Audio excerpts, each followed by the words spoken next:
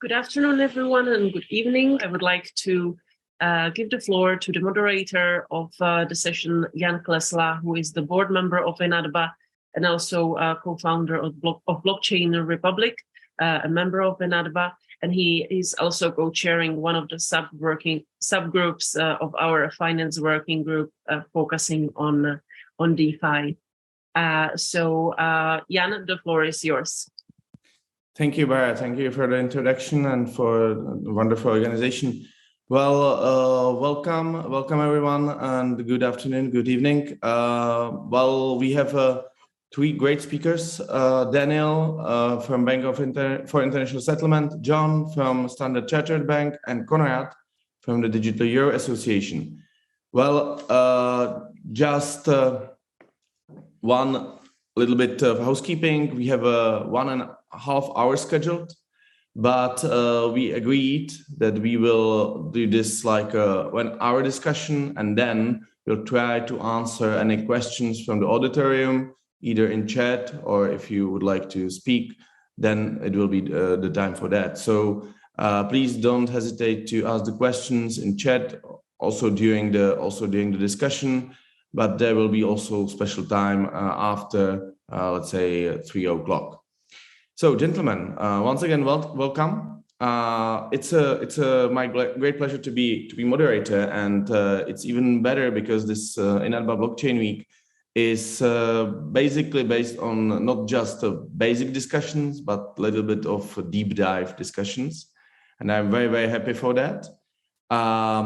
But let me start with, let's say, some general introductory question. Of course, I'm not going to ask why do central banks need the CBDCs, but a little bit more sophisticated about the regulators and banks' motivations.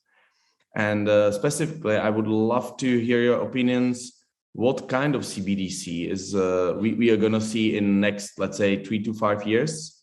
So either from one perspective, either the retail currencies, or the let's say more like the infrastructure tool, or from different perspective, I would wonder if the CBDCs would either replace the digital money we have today, or the cash, or will become some kind of third category of currency we are currently having within the central banks. So I believe we should start with Konrad, because he's got a little bit easier situation focusing on digital euro.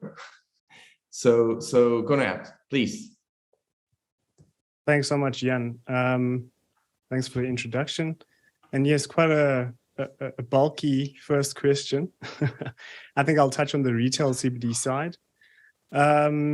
Yes, of course, retail CBDC versus a wholesale. The ECB, I can touch on what the ECB is looking at. Retail CBDC, of course, being introduced for which will be a complement to cash and other payment mechanisms, not to replace it. Although the decline in use of cash is one of the key motivations for the ECB having or wanting to implement a digital euro, amongst others, of course. Of course, looking at payment system resilience is another reason for the implementation of a digital euro. There are two phases, one of which is currently in session. That's the investigation phase, which commenced last year in 2021, October, and is set to be concluded in September 2023. Of course, busy with quite a few stakeholder engagements at present. You spoke about the infrastructure. One thing that has been established is that a two-tier model will be implemented. That means the central bank would issue the CBDC, and the distribution and front-facing or customer-facing roles would be handed over to intermediaries. The intermediaries at this point could be commercial banks, or will be commercial banks, in fact, such that they are not disintermediated. The central bank has no intention of competing with commercial banks and their current roles. However, there will be a rise in supervised intermediaries, such as payment service providers. They will have a greater role to play than what they're currently playing, but they will have a greater role in the distribution of a digital euro, or CBDC, retail CBDC, that is. They will potentially be involved in things like onboarding, KYC, AML, KYC, seeing customers, as well as offering digital euro basic services, providing of digital euro accounts and the like. So this is what is looked at when it comes to a retail CBDC, of course, for use of by citizens within a jurisdiction for payments and others. Thanks a lot. Well, maybe we can follow with Daniel. Kind of to backtrack. So what I guess the question really broadly was what kind of CBDCs are we going to see developing? And I think that question is as diverse as the context of the use case context that it lives within, right? So, Conrad, of course, brings that perspective from the digital euro, which is very, very well received. But I think if you ask other central bankers from other regions, it will be as diverse as their economic regions are. So really, if you drive with the use case, you could say, well, how can you split up different economies, and what is the driving force between the economies? And then on top of that, I would also overlay, how does one actor moving influence other actors moving? So if you're sitting beside a large economy that's developing a CBDC, or a different payment system, how does that impact your economy, and what are kind of the game theory aspects between how we advance forward towards this?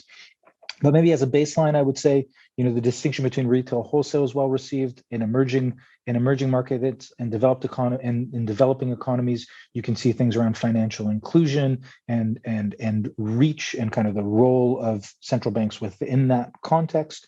In developed economies, you can see a narrative around big tech and a narrative around private sector market players, and maybe becoming more efficient for merchants and B2B payments and things like that. And then on a wholesale level, I think a lot of the work around wholesale involves either domestic RTGS renewals and thinking about how does the next round of wholesale payments and digital assets kind of last from today into the next 20 to 25 to 30 years, which is kind of the lifespan of an RTGS system. And then, of course, there's a lot of work around cross-border payments, which is, the combination of many RTGS systems, and something that the G20 has put a lot of focus and effort into. And, I've heard people in the central banking community even define cross-border payments as a market failure. And if so, I think the role of central banks to step up in the context of a market failure is a well-known, there's a lot of predicates that we can lean on, where that's kind of incumbent upon the central banks to play. And so, all these things, of course, retail, wholesale, cross-border, domestic, they're not mutually exclusive with each other. So it's not to say that, if you build retail, you're not necessarily doing wholesale. In fact, I would argue that, maybe some of those distinctions are somewhat arbitrary, right? You could see CBDC like what the PBOC is working on, where the digital yuan could potentially play a domestic role and an offshore role. And sure, it might ride slightly different rails, but it's still a liability of the central bank nevertheless. The dollar is a dollar, independent if it's in Fedwire or it's in physical form in your wallet. So maybe that's a good kind of. We'll touch on the cross-border payments in a minute, because that's a quite interesting use case, one of the main use cases. But let me just ask you, if I get it right, you think that it will be a mixture of let's say use cases and mixture of motivations is like the driving force behind the CBDCs you can currently see. Of course, we discussed Conrad discussed the digital euro, but I'm especially asking about other use cases you can see in your practice. Yeah, I mean, I do think that the right way to think about it is use case driven as opposed to technology driven, right? It is really about use cases. When you look at your jurisdiction or your economic zone, be it domestic or, in economic zones that are more closely coupled with their regional neighbors. You have to look and say, okay, well, how is the current system, either failing us, or where are there rents being extracted where the public sector can come in and maybe backstop that a little bit more and provide a little bit more efficiency to the citizens, to the businesses, and the like. So I do think it's going to be use case driven. To be honest, I think we're also to some extent somewhat limited with the way we think about this. Like you could come in and say, well, technically everything that you could do using, existing systems, and we would just need to, it's more about AML and KYC requirements or more about things like that than about the technology.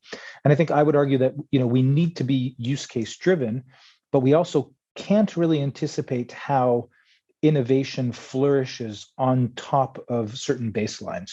So maybe to ground that in reality is, we have these systems that the majority of which were built, 10 to 15 to 20 years ago. And on top of that, we put layers of innovation and innovation and innovation to a degree where today people, in Switzerland, where I'm dialing in from right now, can say, well, I can send you money digitally, peer to peer. It's no big deal. What they don't realize is that there's a full payment stack with lots of, with lots of value being extracted at every step of the way to give me the ease of sending you money from my mobile device in a second, right? What would happen if we change the base layer? What would happen if we change the common language? Well, we can reason about, financial inclusion and can I send payments when I buy a cup of coffee or things like that. But what's hard for us to reason about is, would we have embedded payments in all applications that are central bank money oriented? Would we be able to issue micro payments for streaming services where today I need to pay for subscriptions? So there's all types of things that we can imagine, and I would make an analogy that rebuilding the base layer around CBDC or something like that with no specific technology, but just rebuilding the base layer, this could be kind of like an iPhone moment where when you came up, when Steve Jobs stood on stage with the iPhone, no one, everybody saw, oh, it's a touch screen and you can browse the web, but no one really anticipated, 15 years later, how far that would really get us. So I think we need to be, we need to know what we don't know as well in terms of use cases. Well, I guess no one expected TikTok actually, but no. And thanks for this perspective. Well, John, I intentionally wanted to ask you as a third one here because I'm really interested in your point of view from, you can say, the other side of the bank, of a financial institution. So what are the, let's say, the use cases you are really interested in? And if you can comment on that, what are, let's say, the motivations you see in the regulators in central banks that are probably or most probably approaching you with their plans. So from your, let's say, if I may ask you to give the perspective from the you can say other side. Thanks, John. I think as what was described by Conrad and Daniel, I think before I answer the question about the use cases, I think it's important for our audience to know about the why CBDC, right? So as we all have heard, CBDC largely are divided into two categories. One is the wholesale, by definition, largely used between interbanks, and then the retail, by definition, for general purposes, and also for general public use. But I think there are a couple of things that have changed since we come out of COVID. So why regulators need to experiment it is, and ourselves as well in the financial institution, is this: we see a marked increase in digital adoption of digital payment especially during the pandemic. The stats have shown, given all the lockdown, parties could not make payments the usual way. Banks were shut. They're not able to go out the way they do. So there's been increased use of the form of digital or contactless payment, especially in Europe.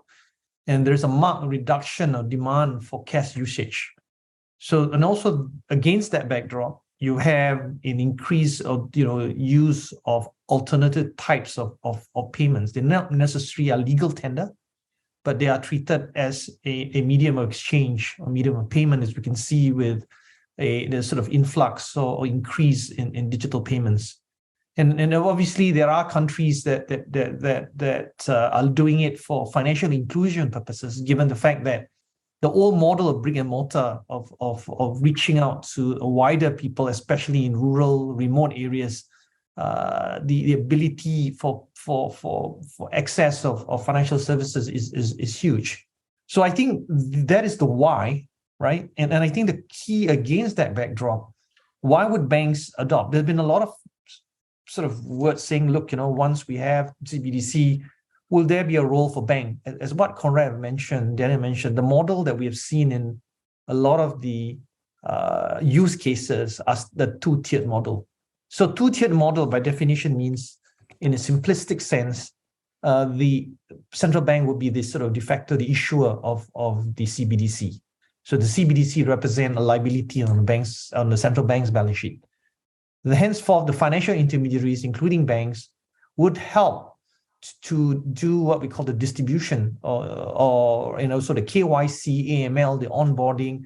That activity has not gone away, right? So I do think when we talk about why would bank want to do it, in our case, obviously, if you look at our footprint in Asia, Africa, Middle East, we have in Nigeria the eNaira.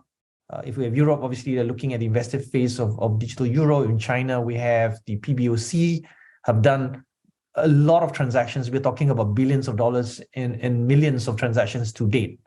They're doing it because they know the future of payments, the future of finance has to have some form of a digital adoption. Reason is, if you look at the way we operate today, digitalization of financial services is here to stay. And henceforth, the digital mode of payment is there as well. So in the context of banks as well, right? If you look at one of the sort of bugbears, what are we trying to achieve? Let's take an example or use case of cross-border payment.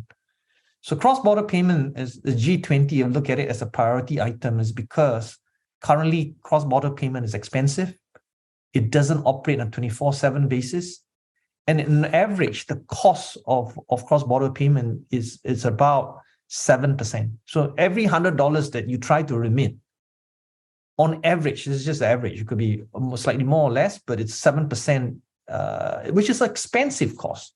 If you look at how payments are being made now, obviously there is an increased need to reduce the cost of payment. So it's not just the cost, the resilience, the speed, scalability as well. And I think the key to that is why banks are interested, because they know the world is such that they cannot rely on just existing payment rails. And as you note, with recent events in the digital assets, there's an increased need for trusted intermediaries to be involved in every forms of payment.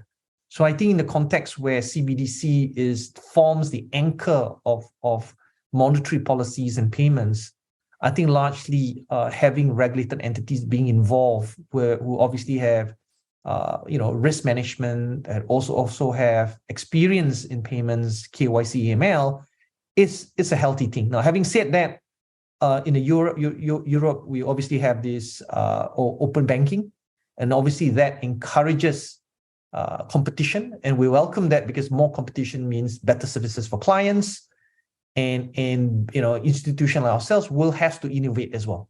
So maybe I'll pause there. Happy for Dan or Conrad to add, but that's a good segue before we touch on other sort of use cases that we all have experienced. John, thanks a lot. Thanks a lot for opening the next chapter, the next question I have with the cross-border payments. But let me stick with you here a little bit longer. What other, let's say, use cases? Because Daniel mentioned a lot of potential use cases, but what other use cases than quote unquote just cross-border payments you can see and you would be interested in from the position and from the point of view of bank? Yep.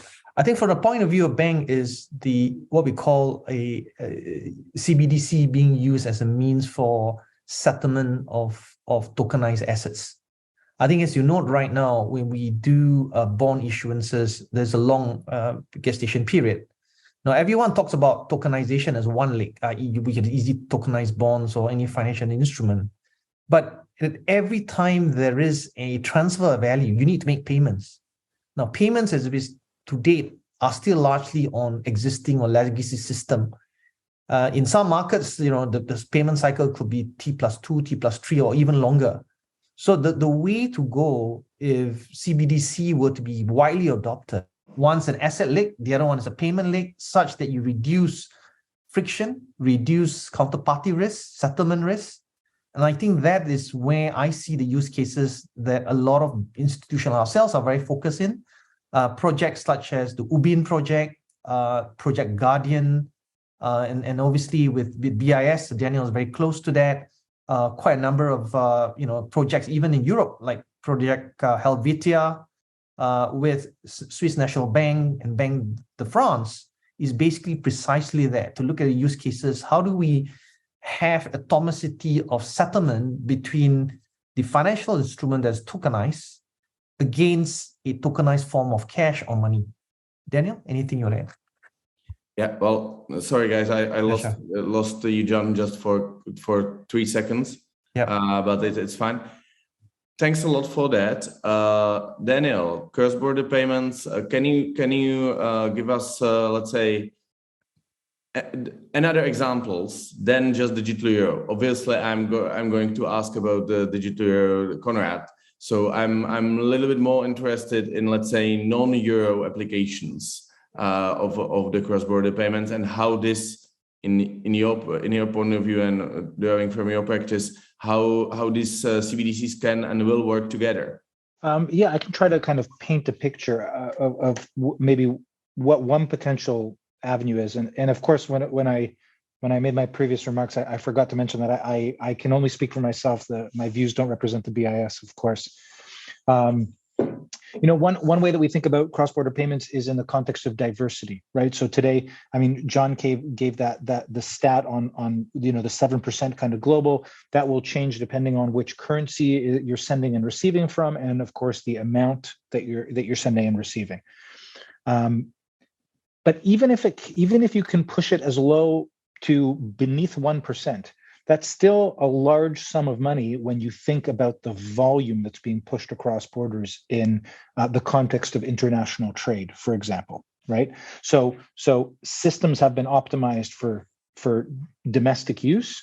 Cross-border use cases are largely private sector driven. And I think when we talk about CBDC in the context of cross-border use cases, the real question behind the scenes is, what roles do central banks and public institutions play in facilitating cross-border value transfer? I mean, that's kind of the overarching question. The answer to that could be many things, but CBDC is one potential answer to say, public institutions need to play a bigger role. Maybe it's harmonizing legal arrangements, maybe it's harmonizing technical arrangements, whatever it may be, but maybe there's a bigger role for public institutions to play to enable the private institutions to provide better services in that space. When you think about the use cases themselves, depending on which regions you're in, but in most regions, the primary driver is settlement for trade. There could be, as well, capital markets oriented use cases would probably come in as number 2. Digital assets being denominated in local currencies or in offshore currencies so that they can be purchased or duly listed in different regions is another interesting use case. And then also, it's not just about settling, here and now kind of in spot transactions, but you can also think of things, if you think of all the tools that exist for cross-border payments to happen in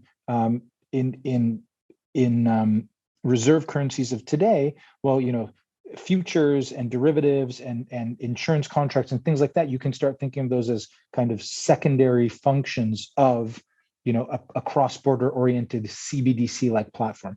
I mean, John painted a good picture of, you could have a platform that isn't just about CBDC, it's about digital assets, it's about CBDCs, it's about maybe futures, maybe insurance contracts, maybe payments that are connected to different layers of the trade finance and financing process. I think that's kind of the picture that I would paint. And then another thing, I think, if you just kind of think about it at a network level, the complexity of the network, the potential is for there to be kind of bilateral corridors in any currency pair that you would want there to be a corridor within. So if you're sending Yeah, go ahead. Yeah. Just let be a little bit more specific. Sure. For instance, we have a target system in Eurozone in ECB. ECB is connected to, let's say, other non-euro currencies in the EU, and then in the US, we all know that the instant payments or time payments are a little bit slower. There's a FedNow pilot, there's a Zelle, and then there are fintechs actually in, let's say, non-blockchain traditional area. Well, now we can, like, in this forum we can call fintechs traditional. And they are trying to connect, for instance, these guys like ECB and whatever you can find in the US market. And I wonder, in very specific, let's say, terms, what the digital euro and digital dollar, and I will get quite soon to Conrad, but specifically what these two CBDCs, let's presume there will be digital dollar and euro in 3 to 5 years. What will happen with all these systems? Will there be just these two digital euro and dollar connected together, and the real-time payments will be like instant from California to Greece? Is that the objective? It's a good question. I think there's a lot of kind of hidden assumptions, and I'd be very interested in hearing how Conrad will respond to this question. I'm probably not in the best place, but I think the notion is that, your question connects to the notion of interoperability, and interoperability is often perceived as a desirable feature. Because you want to be able to say, oh, well, I can pay you in euros to dollars, and it's almost instant and atomic and all those things. When you put it in a retail context, that's one interesting framing. If you put it in a wholesale context, the use case changes slightly. You're more worried about settlement risk as opposed to worried about instant payment. But I think that's the vision. The vision is that you can custody things. These CBDCs can potentially move offshore while adhering to AML and KYC requirements, while adhering to capital controls and things like that. And yeah, there is a vision that these new types of tokenized infrastructure would be able to integrate more seamlessly, maybe not even between the dominant currencies like the euro and the dollar, but also if you want to send, Thai baht to UAE dirham, that's something that can interconnect seamlessly without the effort of integrating every system to every other system, because that's an exponential problem, right? And that's what we have today in the world of faster payments and RTGS systems, right? You can't actually go around and integrate your system into every other system because it's exponential with respect to the number of systems. So if we build it in a way that's compatible to begin with, maybe you can kind of create that fluid, frictionless transaction the way you've so well articulated it. But maybe I'll pass over to Conrad, because I think Exactly, Conrad. Of course, the digital euro, it's architecture, and I'm specifically interested in, let's say, the magical word Daniel just mentioned, the interoperability, and especially interoperability with, let's say, other non-euro countries on the same continent or quite close. And now I'm talking about large markets like Poland or Sweden. And of course, elephant not in the room anymore, Great Britain. So what are the plans? What are the plans for the digital euro and interoperability with other systems and CBDCs? Well, I think Daniel kind of covered quite a bit and pretty well, I would say. When we talk about interoperability, we talk about the ease with which two disparate systems can communicate with each other in a seamless manner. I think at present, we do know that many of systems were developed in isolation, such that we have the current frictions that are associated with cross-border payments right now. When we talk about interoperability, we at the Digital Euro Association talk about it and borrowing from the World Bank's definition. We categorize them into technical interoperability, regulatory interoperability, and usage interoperability. Now, with these, of course, I would I'm paraphrasing here, but technical interoperability is the ability for two disparate systems to communicate with accuracy what the one system has communicated to the other. So that's where we got the SWIFT system, ISO 20022, of course, has been actively addressing this type of matter. And then we also have the matter of regulatory interoperability, and that essentially means a payments legality is preserved from the originating jurisdiction to the destination jurisdiction. And that, of course, requires a harmonization or collaborative approach to regulation, which is really important because we know with the extraterrestrial nature of CBDC, we know that if more money or information is traversing borders, it may traverse from a jurisdiction with high privacy considerations into a low one. So there have to be these types of considerations across borders. But also, we talk about usage interoperability, which relates to the ability of all population groups to participate in CBDC payments without discrimination. And this talks about, things like identity authentication, as well as access to devices and these types of things. So I think the topic of interoperability, CBDCs provide the opportunity to develop systems together with other jurisdictions, whereas in the past, this wasn't necessarily the case. There was a lot of siloed information, siloed systems, and siloed regulation to some extent.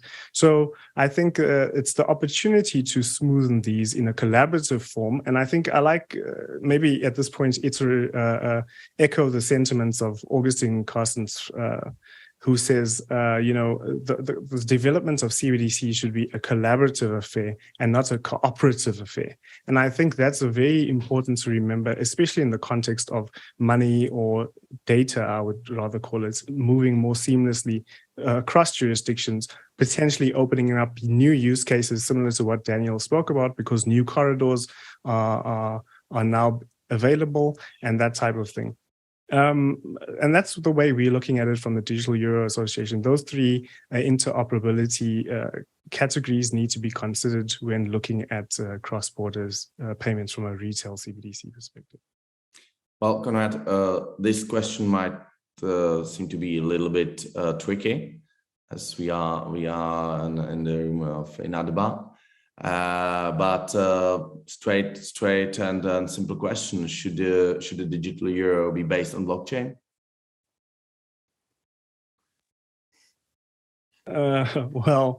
Again, let me speak for myself. I'm not representing the views of anyone here at the Digital Euro Association, but I think there are elements of blockchain technology which are already being integrated or explored, let's say, within CBDC development.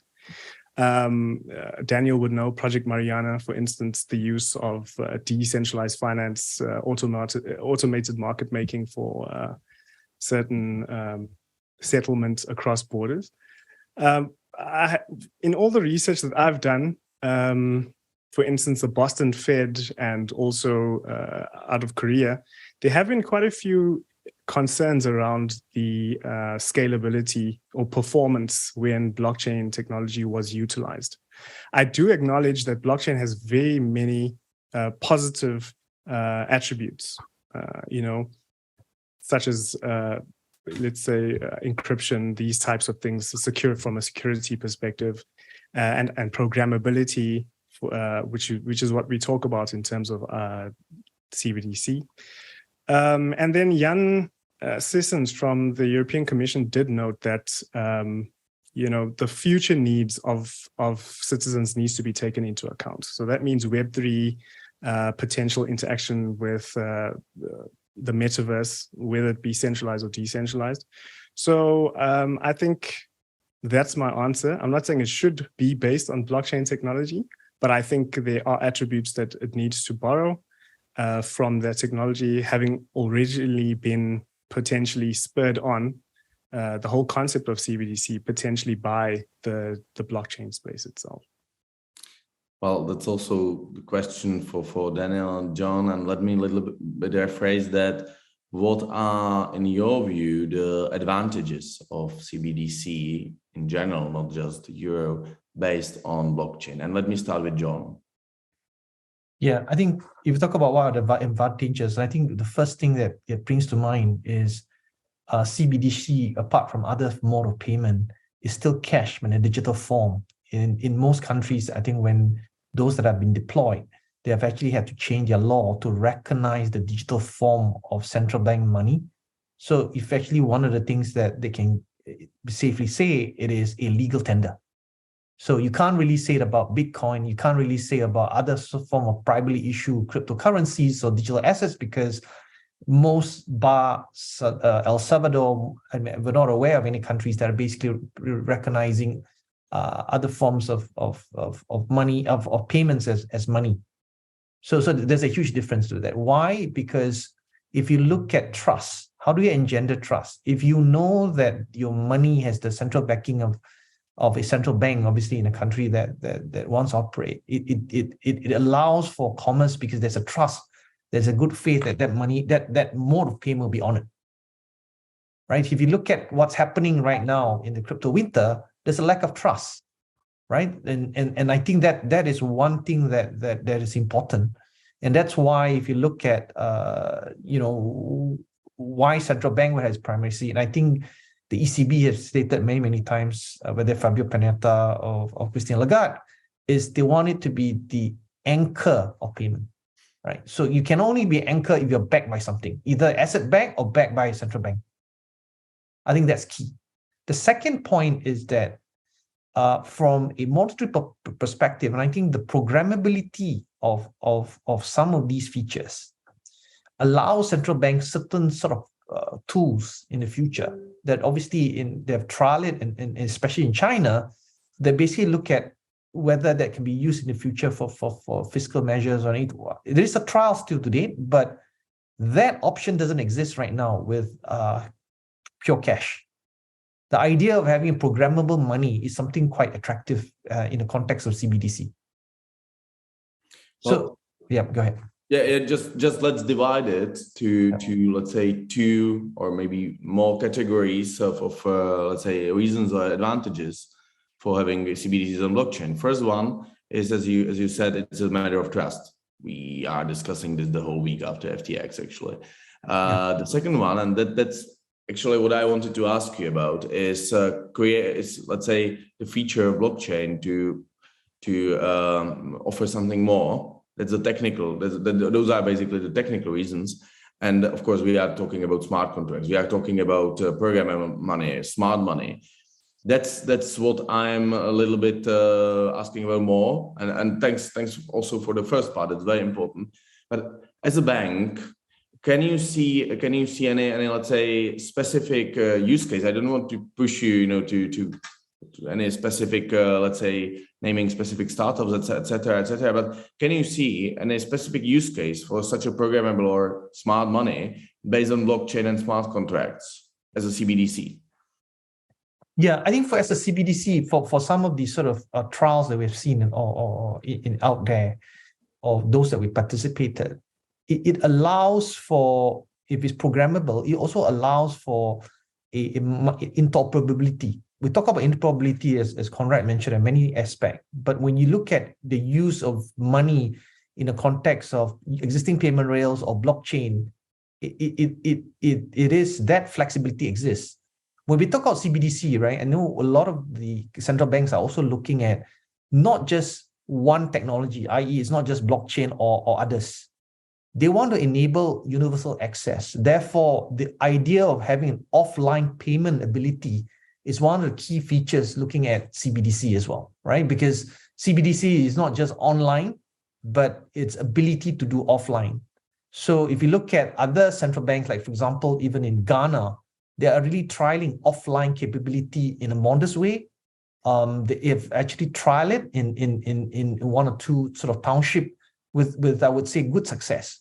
So idea when we look at why CBDC gives that ability is you have the online offline ability that currently doesn't exist with just hard cash. Great, thanks. Daniel, your perspective, maybe also from the, let's say, settlement wholesale side, are there, let's say, advantages, important advantages of having blockchain technology, smart contracts, et cetera, et cetera? Yeah. Thanks, Jan. And I'll try to supplement Conrad and John's perspectives.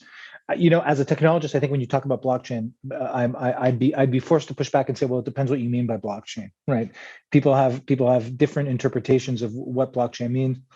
I think there was a recent IMF paper that was written, and one of the things that they defined was they said, we're going to be technology agnostic, but we're going to talk about 3 important characteristics that you find in distributed systems and in centralized systems that are tokenization, cryptography, and programmability. And I think, if you take away the buzzwords around blockchains and distributed ledgers and all that stuff, I think when you think about kind of fundamental primitives, those technical primitives, right? The ability to tokenize, the ability to have cryptography tools, and the ability to have programmability in the context of payments and central bank money or stable coins or kind of within the token. I think those are very, very powerful technology motivators that you can kind of leverage in different contexts. Then that can bring a lot of value. So in general, I would say that distributed systems or blockchains aren't a requirement or a prerequisite to CBDC in any way. But some of the things that are embedded within blockchains and distributed systems, like tokenization, cryptographic tools, and programmability, are things that seem to have value and seem to be desirable. In what composition will they work? I'm not sure that we have the right composition yet, to be honest, right? It's like we've just found out this new tool and we're trying it in different ways, and some of them are clunky and some of them are awkward and some of them blow up in our face, like the FTX debacle, which actually had nothing to do with blockchain in general, but it's going to take some time until we find a form factor that these things actually work with. If you asked me, if I try to answer the question you're actually asking around what do blockchains and distributed systems do for the space, I think splitting it up between wholesale and retail is a good distinction. So in retail, I would say the advantage of distributed systems to implement this type of function, be it to CBDC or stable coins, or is primarily as a means of payment, and it's primarily in the context of peer-to-peer settlement. If we can get to a place where we can do offline digital transactions that settle peer-to-peer instantly between you and I in a maybe privacy-preserving manner, I think that's a big deal for digital payments at large. So that I would argue is something that distributed systems would lend themselves well to, because it is peer-to-peer in the nature of the transactions, and that's kind of how blockchain kind of came up with peer-to-peer transactions in the Bitcoin context. On the wholesale side, I think things look a little bit different. I think the peer-to-peer aspect isn't that important. What's likely more important is this notion of payment versus payment, or delivery versus payment, which is really a sub part of programmability. So if you can program 2 payments to interlink to each other with an if and only if condition between them, you get settlement, you get risk-free settlement, and that's a big deal. If it's in FX markets, it's a big deal if it's with digital assets and things like that.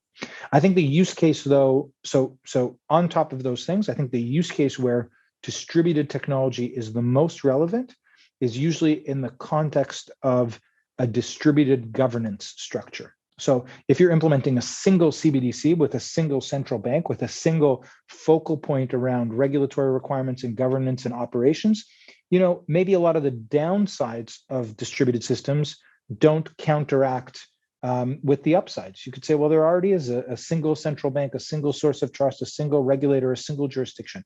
I think it's specifically in the cross-border use cases where we see a natural tendency for there already is a distributed structure of issuers, a distributed structure of legal arrangements, a distributed structure of governance arrangements. And in those cases, I think we see more of a compelling reason to deploy distributed technologies, because you can have a multi-CBDC arrangement where every issuer is autonomous and self-sovereign, yet you design it in a way that all of these things can integrate with each other seamlessly to create that scenario of I'm paying you from jurisdiction A to jurisdiction B. I have different regulatory authorities. You have different regulatory authorities, but we have a common type of settlement infrastructure where we can just transact freely, very much like kind of the internet of today, but with a value layer on top. So if I had to, zero in on one single use case, I would say that distributed technologies are specifically well suited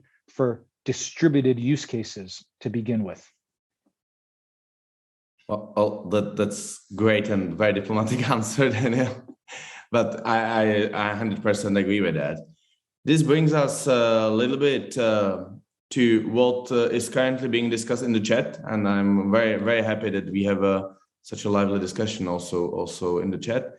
And it started with a question from Wim, who asked if the creation of CBDCs should be a competition to crypto, and or basically the CBDCs should complement crypto. And let me ask you specifically about the stablecoins, because this is I think also a little bit of clash of ideas. On the one hand, we have the CBDCs, and as John said, it's a currency, it's a legal tender, it's backed by either central bank or the government itself. And on the other hand, we have stable coins. And let's not get into the history and regulation too much, but the stable coins can be operated, let's say, outside of the area of governments and states. So what, let's say, what future can you predict now for let's say, the coexistence of CBDCs and stablecoins? And I'm not asking you who's going to win, but is there going to be a more like a conflict or competition, or let's say, is there a will to complement each other? And maybe let me start with John now. Yeah, I think the short answer is giving some of the sound bites and where we look at the regulatory direction, especially coming from G20 FSB recently in their sort of policy statement, is that they believe that CBDC and stablecoins can coexist. The reason, one of the things, is that CBDC, not all CBDs could be used for stablecoins purposes. Like, for example, in decentralized finance, CBDs, stablecoins is being used effectively as a stable value in that space. Whether as a matter of policy, central banks would want to lose control, because decentralized finance in its truest form means you don't have a centralized principal actor.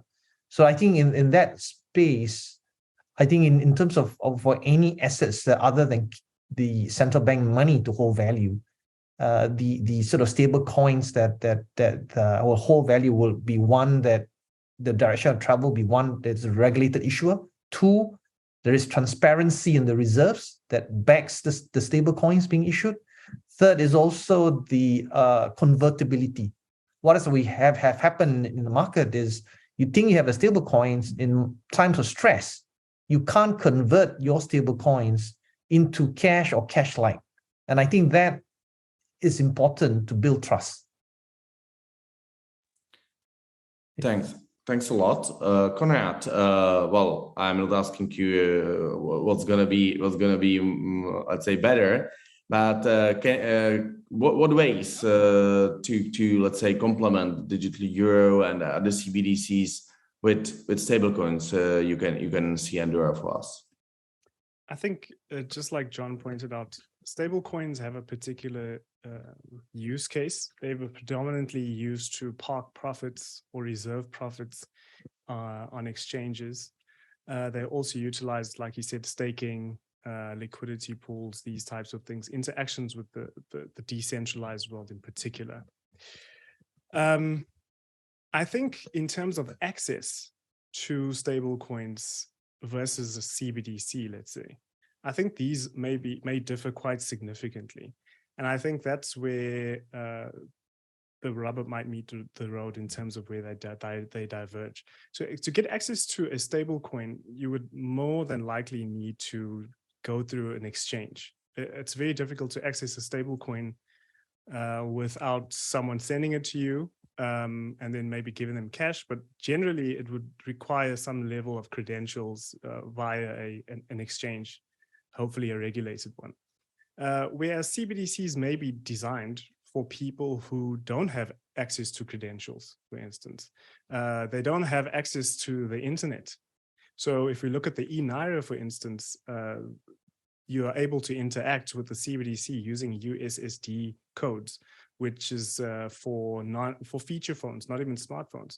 So if you have a look at those two, a lot of the time it depends on which geography we're talking about again, and how the CBDC is calibrated, like Daniel mentioned. It depends on the jurisdiction and what the purpose of that is. And then from a digital euro perspective, we know that most stable coins are denominated in USD. We know that machine-to-machine payments is one of the key use cases potentially of stable coins. We talk about it from a programmability perspective, but we also know that the European Central Bank has indicated that machine-to-machine payments is a use case of the digital euro that will be looked at a later date. Of course, peer-to-peer or person-to-person and person-to-merchant payments are going to be prioritized, but machine-to-machine may also be looked at in the future, or will certainly be looked at in the future. So I think there are differences, and there may be some overlaps here and there, depending on how the CBDC may interact with decentralized worlds. We don't know what the future may bring, like Daniel mentioned. We don't know what the reimagining of the base layer, what new business models that could open up. But I think for now, they have very clearly defined and different use cases in my perspective, but also there may also be overlaps in certain instances as well. Thank you. Daniel, to you. Yeah, thanks, Jan. I guess, it's interesting, kind of the stable coins versus CBDC. I guess the reason that question is asked is because stable coins ultimately borrow their integrity from fiat, right? That's the structure, saying, we're missing kind of a nominal anchor in the crypto space. Here's a stable coin that's value is pegged to a fiat currency. So that begs the question of, well, if a CBDC could provide that function, then what would you need a stable coin for? The answer is, I don't know. I know what stable coins are being used for today as a nominal anchor within the crypto ecosystem. Maybe CBDCs could actually support that function. Maybe, as John mentioned, a strong stablecoin would have a regulated issuer, transparent reserve systems, and have convertibility. A CBDC could actually backstop a lot of those things and say, here's a CBDC that could be used as an anchor with transparency, with regulated issuers, and so on and so forth. And then stablecoins can go and extend it from there. I don't see a strong use case for stablecoins in payments in most regions of the world. And when I think about CBDC, most of the use cases around CBDC are for payments, right? So it seems like that's not an area where stablecoins are really playing a key role right now. Maybe they will in the future with a good base layer of CBDC. Maybe they won't, but I don't see them at odds with each other necessarily. It's interesting, maybe also contrasting that to crypto. When we think about crypto, I think somebody also asked in the chat, well, is this a reaction to crypto? Crypto also isn't really used as a mechanism of payment. It's mostly used as a speculative store of value, which is definitely not what we want with our fiat currency. We don't want our fiat, unless you're an FX day trader, you usually don't think of your fiat currency as a speculative store of value. So I think the use cases, back to the functional use cases that these things support, they're distinctly different. So I don't see a clash. I also don't think it's a zero-sum game. We tend to kind of simplify things with how we think about it. Is this going to win or is this going to win? But the reality is kind of a rising tide lifts all ships, and the tide is rising. And how things are going to net out in the end, I think there's going to be opportunity for many combinations of kind of public-private combinations in the space. So I think another thing that maybe is worthwhile also maybe just throwing into the conversation is big techs, and whether big techs are going to continue to play an increased role within financial services and what that looks like. I would say that that is a more probably predominant discussion than some of the crypto discussions, right? Because big tech's going to come in with much more capacity, generally speaking. Well, let me just that you're right that let's say majority of the use case for crypto is speculative store of value. However, we all hope and we are all working hard on, let's say, finding another use cases more useful to both entrepreneurs and users. And basically that's one of the missions of INATBA. I just have to say that. But you are right for the moment. But let me stick with you for a little while, because we have some follow-on question on what you said about you mentioned also about offline transactions, and that's quite interesting. Of course, in the retail area.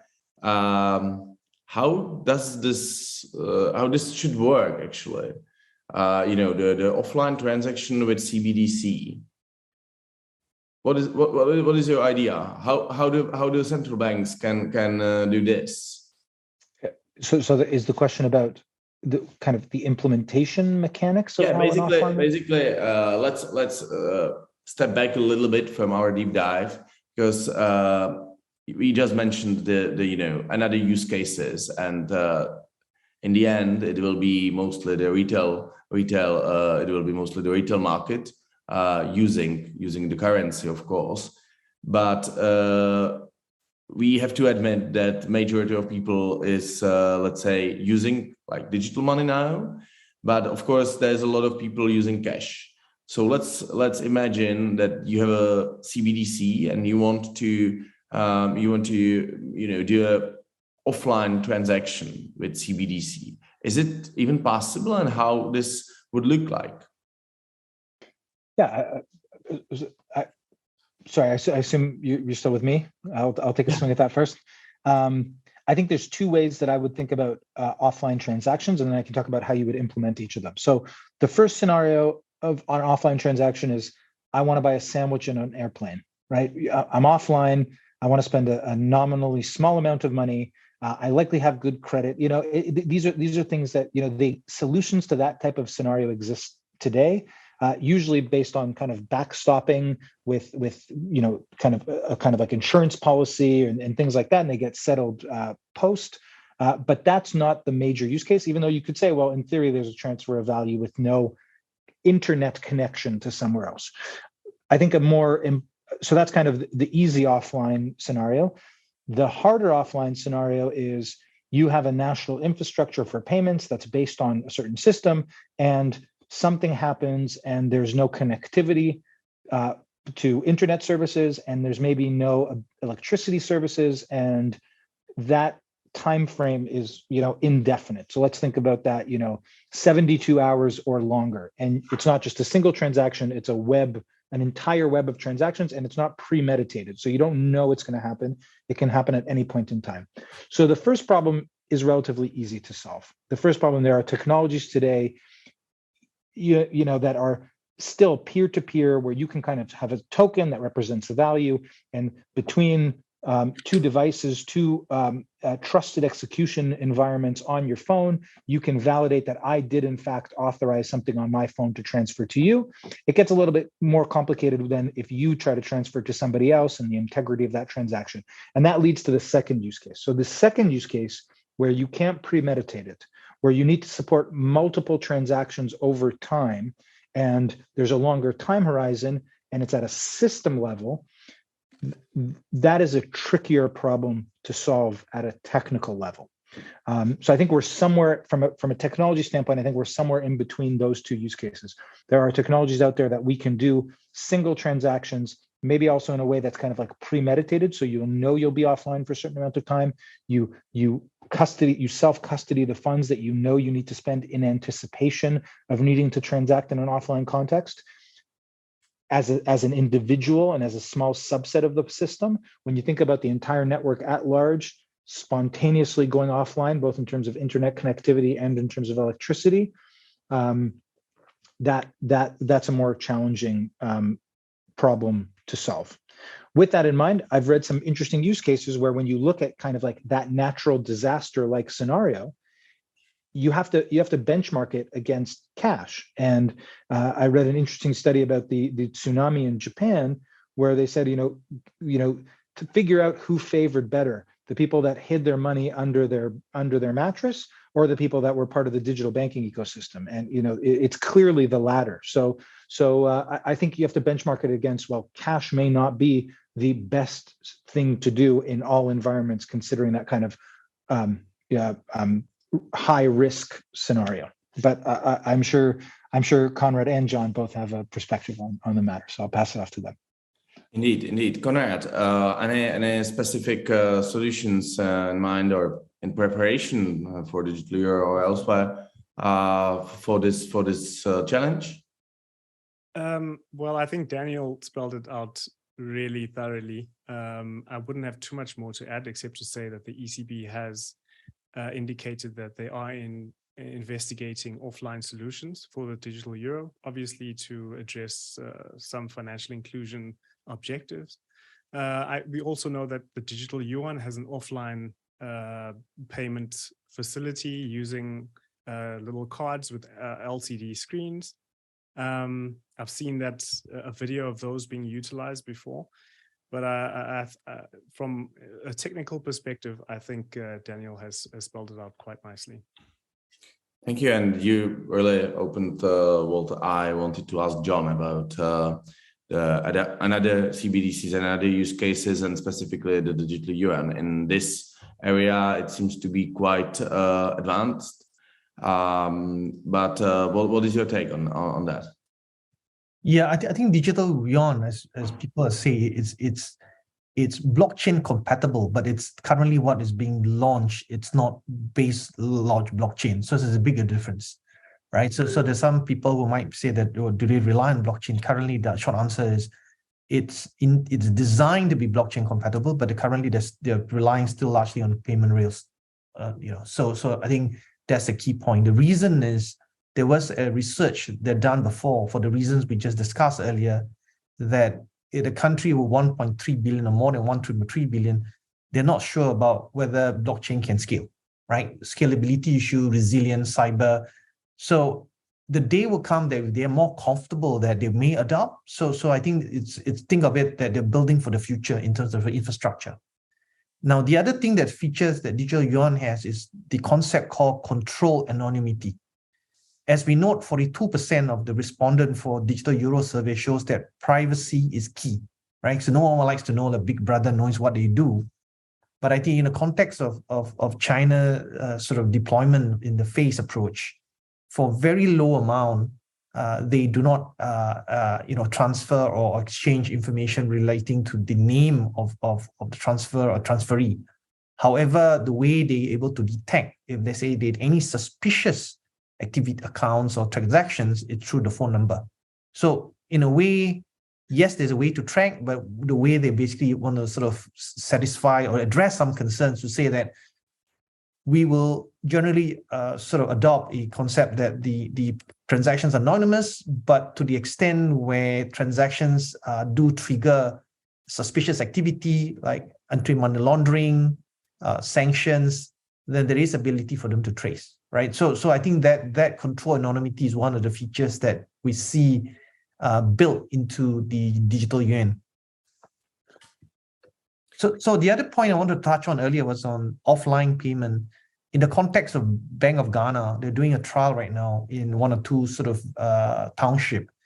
As what Conrad mentioned, they use a card with an LCD and look at it more from a storage of value, a digital storage of value of cash that could be used in the context of any electricity or disaster scenario where you don't have any online capability.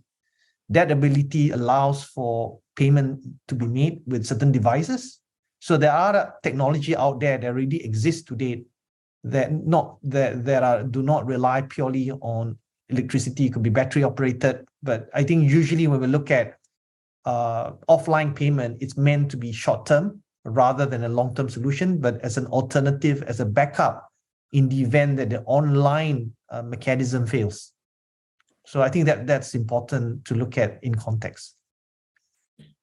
Maybe I can supplement one thing to what John talking about with the technology implementation. One thing that I think is relatively clear from kind of surveying the technologies out there is that when you look at the technologies that were built to facilitate offline payments, there are trade-offs that need to be made on the online payment side. And when you look at technologies that are built to be online, there's trade-offs to be made.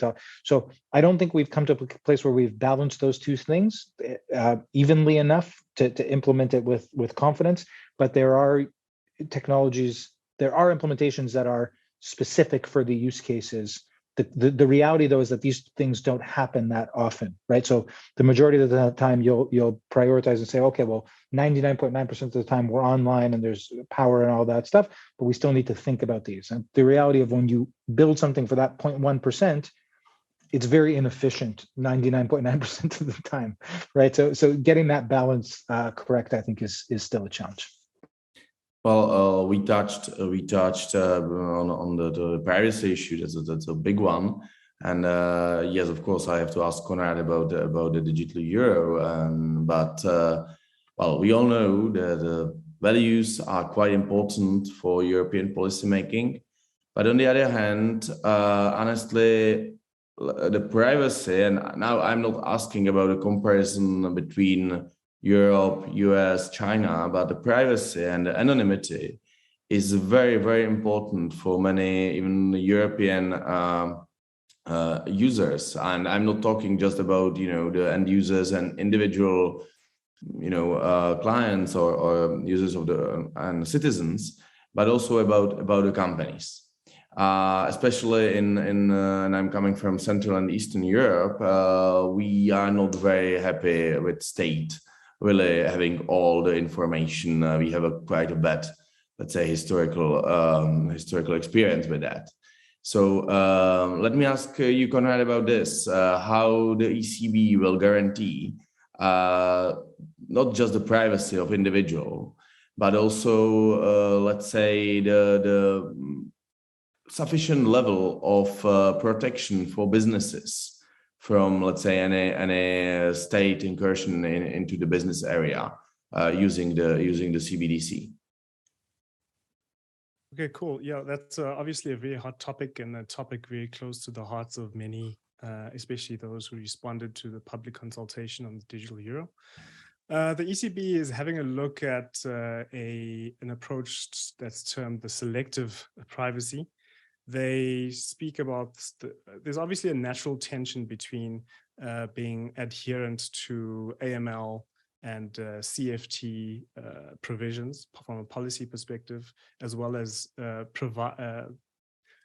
protecting privacy as a civil liberty or a human right, right?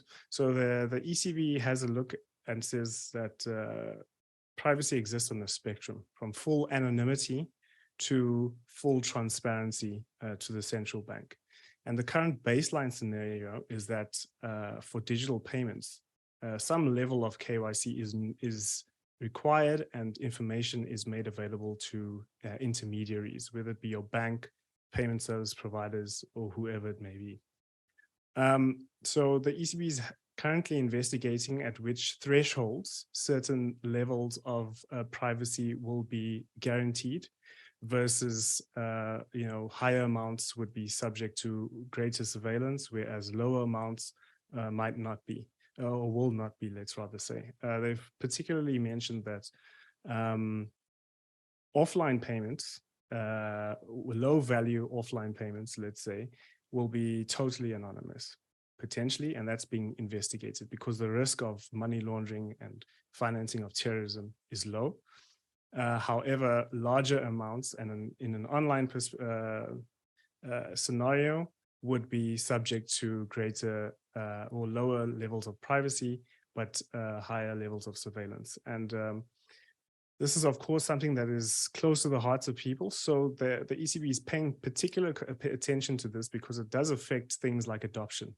I don't think we've spoken about adoption yet, but the perceptions of what CBDC are, the communicating their value propositions and dispelling certain myths around what digital payments are and what level of surveillance will be made available will affect adoption quite significantly. And I think the messaging and education around these topics is key to adoption. So I can say that that's what the ECB is currently looking at. It's a selective privacy approach. And of course, lower values versus higher values are going to attract different levels of privacy. Well, thanks a lot. Let me stick with the question a little bit more about the businesses, because having all the data about all the transactions in economy, that can mean also that a national government, and we know that there are not just fully liberal minded governments also in Europe, that those guys can have quite a tight grip on the economy. Especially, we are probably facing a big crisis, and in the crisis there are usually, unfortunately, let's say some extremes coming into spotlight and quite popular. So are there going to be any let's say safeguards to prevent let's say governments to have all the information about the whole economy, about all the businesses and their transactions? Conrad. Oh, that's me. Still with the euro. I mean, I'm still staying home, and then we will move. Well, I mean, the two-tier model, to some extent, ensures that the central bank is not controlling every single. It doesn't have sight of every single transaction and every level of detail. Central banks have indicated that they are not interested in the micro data payment. Micro data when it is associated with payments, of course. This is more something that intermediaries look at. Until the rubber meets the road, it's difficult to see exactly what levels of data every actor would have access to. But I think at this point, not everyone will have access to the entire payments data within an economy. That's all I can say from my end at this point. Great answer. Thank you. Daniel, John, you want to comment on this topic?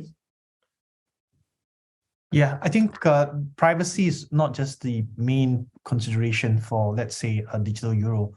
If you look at digital pound, if you look at digital dollar, the point about the tension between privacy and anonymity is a key one, because people are worried about Orwellian Big Brother looking into what all kinds of activities currently that the state doesn't have any jurisdiction. But I think in order to build a trust is to perhaps be very clear about policy when the state has authority over the sort of affairs or transactions at hand. I think what we are seeing as an example in eNaira, as what Conrad mentioned, is a tiered approach, where payments are made a very, very low amount. Basically the transaction is largely anonymous, because the risk of anti-money laundering, the risk of terrorism financing is low. I'm not saying it doesn't exist, but it's low, unless someone makes multiple transactions each time. But just in its transaction alone, it's low. But I think maybe the thing to do is to start off with a selective disclosure at a tiered approach. Where the biggest risks are, they should just address it, because if you look at even money to date, if you transfer a large amount of money, you may have to report where the source of funding is that exists, whether it is digital form or cash. But I think this is where there is parity in that approach. Daniel? Yeah, I think that a couple of thoughts. So I think that the notion of privacy transcends payments by far, right? So payments is a big part of it, but it's also, it's a lot more about data and systems and governance and many facets to the conversation around privacy. Payments is really a subset of the broader conversation around privacy of the world that we live in today. I think it's also interesting, maybe kind of just to dispel things that I find are kind of a little bit mythical. People rank privacy very highly when they're asked about it explicitly, but in practice, when you look at people's behavior, it's actually ranked very, very low. So at the introduction of the smallest amount of friction, people will abandon their privacy for convenience, which I think is just an interesting thing to throw into the conversation.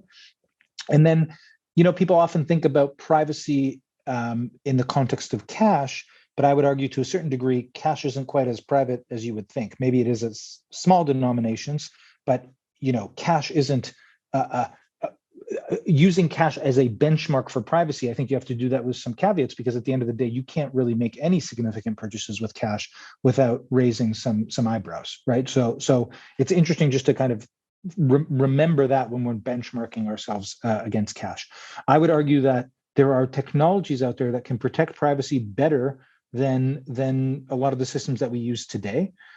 When we think about digital payments today, and we think about kind of the role of governments controlling our data, you need to contrast that with the role of the private sector holding our data, and we've seen a lot of issues with that as well. So it's unclear kind of where it's going to be. I agree with everything that Conrad said also about adoption. Having the suitable arrangements around privacy will encourage or discourage adoption.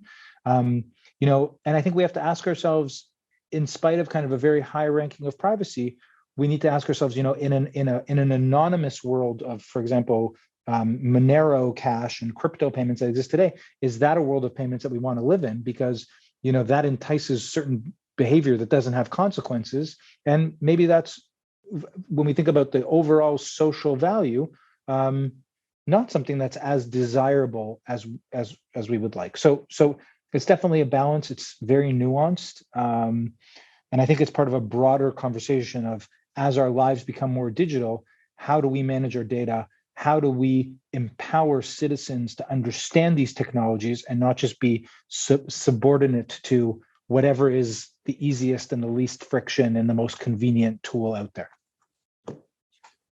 Great, thanks a lot. Well, there are other, let's say, areas to discuss. For instance, a huge and important area of monetary policy. We are not going to open it now, because we have like less than 10 minutes till the end. There's one important feature I really want to ask you, and that's the financial inclusion. You already mentioned it a little bit, and it's usually mentioned as one of the main drivers for CBDCs. So let me put this way. Do you believe that, because we discussed cross-border payments, that also includes remittances, etc., do you believe that the financial inclusion can be one of the main motivators for regulators and central banks globally to, let's say, enter this area of CBDCs and to adopt the CBDCs? And if so, actually where? Let me start with John. Yeah, if you look at the emerging markets, statistics have shown that the number of unbanked against the population is still large. Parts of Asia, Africa, and Middle East, and LATAM, the number of people with no access to financial services or banking accounts is real, because most of them, whether they're in a gig economy or they work for themselves, they don't have a credit history. Therefore, to actually open a bank account, based on the traditional methods of showing proof of income, proof of employment, it will be difficult. But however, if you look at the number of people who currently hold wallets, it's quite high compared to the unbanked. So I think one of the things that the stated purpose of CBDC, at least in the emerging markets, is to basically allow people the option to hold cash in a digital form, much like most people now do have access to a mobile device. So I think that's key. If you look at closer to where we see, like the Caribbean, the Bahamas, in Nigeria, they've also issued their local CBDC, retail CBDC. Most of them have expressly stated one of the purpose for the CBDC is to increase the access to cash to the unbanked and underserved, which means CBDC is one way of achieving that. Thanks a lot. Daniel, on the other hand, what about the, let's say, developed markets? I think in the developed markets, financial inclusion is less of a priority. In developed markets, people are generally well banked. the rents that are extracted by the financial sector usually don't fall on the retail's individuals. They fall on the merchants and the business community a little bit more. So maybe that will play out slightly different there. I don't think that that's a financial inclusion narrative, but there is capacity to maybe lower the regulatory requirements and the burdens. And I mean, another aspect of financial inclusion is thinking about people that are naturally excluded from the banking community in general. So think about somebody, for example, that's underaged. Think about somebody who's underage that maybe was unfortunate to maybe not be brought up in good circumstances. And right now the only option that they have is cash, and they're excluded from the digital economy. And if the digital economy becomes bigger than cash, then people that are underage that can't have bank accounts by definition will be excluded. So maybe you don't have such a systemic problem like in emerging markets, but there are still corner cases that I think are very, very important. One thing that I would just add when we think about financial inclusion, and this isn't directly related to your question, but I think it's maybe something just to throw in there for the people that are listening, is financial inclusion is often cast as a retail problem, so an individual and their access to the banking services. When we think a lot about cross-border payments, we think about financial inclusion of entire economies. And that's another conversation as well. And there are emerging economies that are excluded from being tier 1 participants in wholesale payments. And that's increasingly becoming an issue to the economy at large and to the citizens in particular. So that's another thing that I think we need to think about when we think about emerging markets and financial inclusion. Well, thanks a lot for this remark. Indeed, in developed markets, it's a different situation. For instance, in Europe, we have quite a lot of economies where the number of bank accounts is higher than the population, than the number of population. We have a law that guarantees basically the so-called basic payment account. So everyone has a right to open bank account. So I'm not going to ask Konrad the same question. My question is a little bit different for you, Konrad. Do you believe that the digital euro can really, and I'm a little bit touching on what Daniel said about the regulatory burden, basically. Do you believe that digital euro can finally unite the common market? And you know why I'm asking about it, especially in financial services and not just in payments. But is this going to be the killer app for digital common market? Yeah, interesting question. I'd just like to add just one more point on financial inclusion when it comes to CBDCs, just before we close.